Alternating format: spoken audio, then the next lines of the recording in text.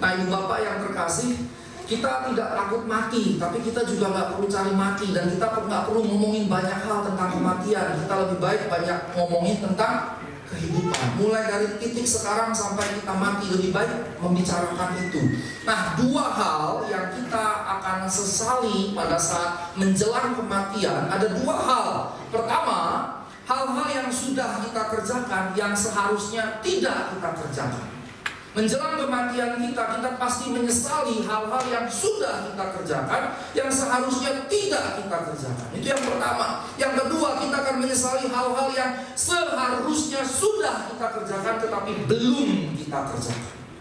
Dua hal ini pasti kita sesali kalau kita tidak waspada dengan kehidupan kita. Kalau kita tidak waspada dengan kehidupan kita, maka menjelang hari terakhir kita menyesali, kenapa gua dulu begitu, kenapa dulu gua ngelakuin ini, kenapa dulu gua ngerjain ini. Kita menyesali semua yang kita sudah kerjakan yang seharusnya tidak perlu kita kerjakan. Dan yang berikutnya, kita akan menyesali hal-hal yang belum kita kerjakan yang seharusnya kita kerjakan.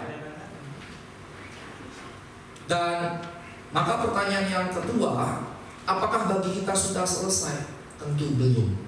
Allah sudah memulainya dengan kebangkitan Kristus, mengerjakannya di dalam kita, mengubahkan kita, mengeluarkan kita dari ruang dosa lewat pintu keselamatan kebangkitan menuju kehidupan yang berkenan di hadapan Allah. Tetapi kemudian dari titik sekarang sampai kita hari terakhir itu, maka yang perlu kita kerjakan adalah jangan sampai kita mengerjakan hal-hal yang tidak perlu, bahkan tidak boleh kita kerjakan. Dan jangan sampai kita tidak mengerjakan hal-hal yang seharusnya kita kerjakan.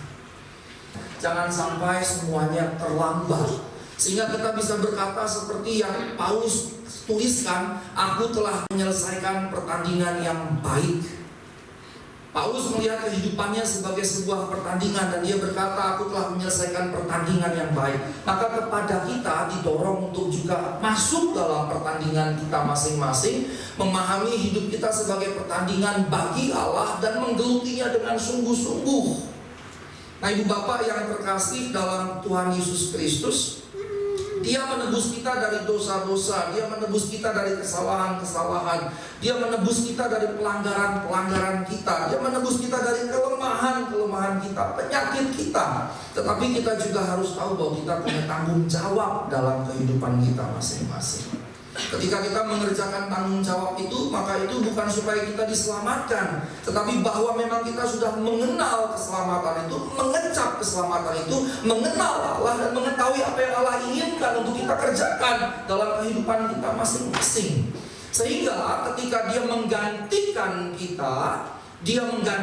kita, maka Yesaya pasal 53 berkata, ini adalah perkataan yang menarik dari Nabi Yesaya tentang nubuat terkait Mesias. Pasal 53 ayat 12. Pasal 53 ayat 12 berkata, sebab itu aku akan membagikan kepadanya orang-orang besar sebagai rampasan, dan ia akan memperoleh orang-orang kuat sebagai jarahan, yaitu sebagai kaki, karena ia telah menyerahkan nyawanya ke dalam maut, dan karena ia terhitung di antara pemberontak-pemberontak, sekalipun ia menanggung dosa banyak orang dan berdoa untuk pemberontak-pemberontak. Ayat 12 ini menyebutkan bahwa aku ini Allah, Dia akan membagikan kepadanya ini Mesias, aku akan membagikan kepadanya orang-orang besar sebagai rampasan, dan yang berikutnya ia akan memperoleh orang-orang kuat sebagai jarahan. Dan yang menarik adalah ibu bapak, ada dua hal di sini, orang-orang besar dan orang-orang kuat. Jadi dengan kata lain, yang dibicarakan sebetulnya adalah hasil tebusan. Ketika Dia mati di kayu salib, Dia menebus kita. Dan ketika Dia menebus kita, maka tebusan yang Dia dapatkan dalam perspektif Allah adalah orang-orang besar dan orang-orang kuat. Dalam perspektif Allah adalah orang-orang besar dan orang-orang kuat. Dengan kata lain, ibu bapak, setiap kita yang menjadi percaya, yang menerima keselamatan yang daripada Tuhan, sebetulnya setiap kita dalam perspektif Allah adalah orang-orang besar dan orang-orang kuat. Alkitab tidak sedang berbicara dalam perspektif dunia. Dalam perspektif duniawi, Alkitab tidak berbicara dalam perspektif manusia. Tetapi Alkitab sedang berbicara dalam perspektif Allah. Di mata Allah, kita sekalian adalah orang-orang besar dan orang-orang kuat. Seringkali penilaian orang-orang atas kita itu bisa merendahkan kita. Karena penilaian yang seperti itu sifatnya intimidatif. Jadi ketika orang menilai buruk tentang kita, dia sedang mengintimidasi kita sebetulnya. Saya kalau nyetir mobil itu saya suka buka YouTube dan saya search Sheila. Sheila itu vokal grup 3 orang penyanyi. Dan saya suka setel sepanjang misalnya 2 jam itu saya cari yang 200 lagu dan saya setel terus aja sepanjang saya nyetir begitu. Nah, pada bagian tertentu si penyanyinya seorang jadi 2 pria 1 wanita. Nah, si wanita pernah bercerita dia gemuk sekali begitu. Dia gemuk sekali dari SD, dia dari kecil dia sudah gemuk sekali dan selalu ketika bertemu dengan teman-teman terutama lawan jenis meledek menghina dia. Menghujat dia karena dia gemuk dan dia katakan saya tertekan dengan ucapan itu. Saya tertekan sekali jadi begitu minder karena orang-orang selalu katakan kamu gemuk, kamu jelek, kamu gemuk, kamu jelek dan seterusnya. Dan dia katakan saya terintimidasi gara-gara ini. Saya terintimidasi betul-betul. Sampai satu ketika Tuhan kirimkan seorang pria yang berkata you are beautiful. Maka si penyanyi Sheila ini berkata, benar kamu berkata begitu, kamu jujur berkata begitu. Orang-orang lain bilang saya jelek, menjauhi saya. Tapi kok bisa ada kamu yang berkata bahwa saya cantik?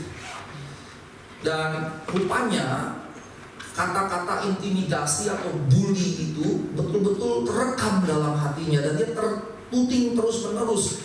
Ketika kemudian ada pria yang berkata seperti itu, malah dia jadi tidak percaya sama sekali. Tapi kemudian pria itu menjadi suaminya dan pria ini seorang IT yang posisinya lumayan di perusahaan Eko. Nah, ibu bapak yang terkasih dalam Tuhan Yesus Kristus, seringkali perkataan-perkataan penilaian yang buruk dari orang-orang lain atas diri kita begitu mengintimidasi kita sehingga kita punya perspektif atau persepsi tentang diri kita ya gua memang jelek begitu, ya gua memang begini. Dan itu akan banyak menekan orang-orang, banyak menekan sedemikian rupa.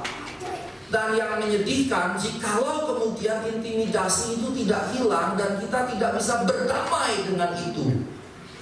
Kita tidak bisa berdamai dengan itu. Dan berbahaya sekali ketika kita tidak bisa berdamai dengan itu. Tetapi kabar baiknya adalah Alkitab berkata, di mata Tuhan kita adalah orang-orang besar. Di mata Tuhan kita adalah orang-orang kuat. Dengan kata lain, ketika kita ditebus oleh Tuhan, Tuhan menyediakan masing-masing bagi kita sekalian, setiap kita unik, diberikan rencana untuk menjadi besar dan kuat di hadapan Tuhan.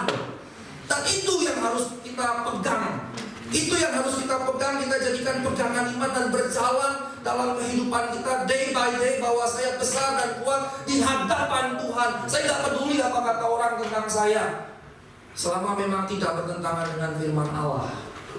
Kalau orang bilang saya jelek, bodoh, bego, dan seterusnya, saya nggak pusing. Kalau orang bilang masa depanmu suram, ngadesu, saya nggak pusing. Yang saya tahu, di mata Tuhan saya, di mata Allah saya besar dan kuat di hadapan Tuhan.